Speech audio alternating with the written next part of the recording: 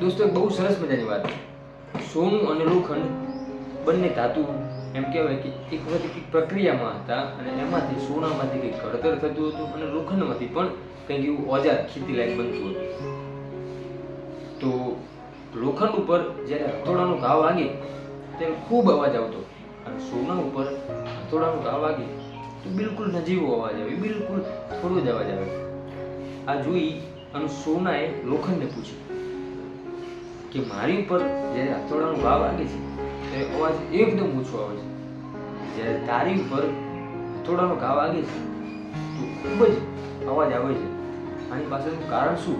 કેમ આવું થાય છે? હથોડું તો તને પણ પડે છે અને મને પણ પડે છે, તો આવું કેમ? ત્યારે લોખંડે કહ્યું હતું સોનાને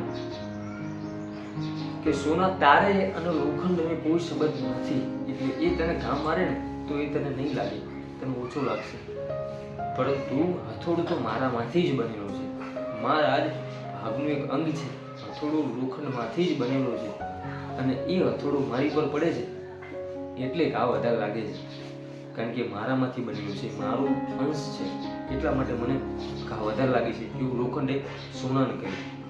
દોસ્તો, આખી એક ઘટના એક વસ્તુ ચોક્કસ શીખવે છે કે અવાજ કે દુઃખ ત્યારે જ થાય છે જ્યારે કોઈ આપણો વ્યક્તિ આપણી પર ઘા કરે ત્યારે.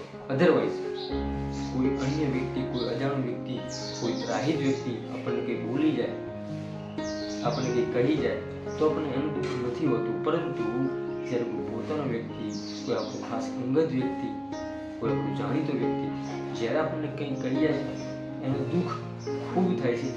એના માટે આપણને એમ કહેવાય કે આ મને આને કેમ કહ્યું, પરંતુ એક ચોક્કસથી એક વાત સાચી છે કે પોતાના વ્યક્તિ દ્વારા શાબ્દિક કે માનસિક કોઈ પણ રીતે આપણને હાનિ પહોંચે એનું દુઃખ ચોક્કસથી થાય છે.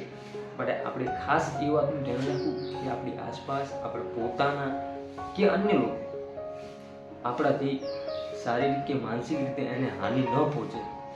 આ વાત આપણે ચોક્કસથી ધ્યાન રાખવી જોઈએ. અધરવાઇઝ ક્યારેક ને ક્યારેક આપણી સાથે પણ આવું થશે તો આપણામાં એ સહનશક્તિ નહીં હોય. માટે હંમેશા ધ્યાન રાખવું કે ક્યારેય કોઈને શારીરિક કે માનસિક કોઈ દિવસ આપણાથી કોઈ પણ હાનિ પહોંચે નહીં, આપણા શબ્દોરૂપી, આપણા કર્મરૂપી ક્યારે એને હાનિ ન પહોંચે. આ વાતનું ચોક્કસથી ધ્યાન રાખવું. દોસ્તો, જો આ વિડીયોનો સંદેશ તમને સારો લાગ્યો તો વિડીયોને ચોક્કસથી લાઈક કરજો. આવા જ બીજા સરસ મજાના વિડીયો જોવા માટે આપણી યુટ્યુબ ચેનલ હું અને મારી વાતોને સબસ્ક્રાઇબ ચોક્કસથી કરજો. દોસ્તો, ફરીથી મળીશું એક નવા જ વિડીયો સાથે, એક નવા જ અંદાજમાં. ત્યાં સુધી દરેક દોસ્તો, દરેક મિત્રને મારા જય સીતારામ.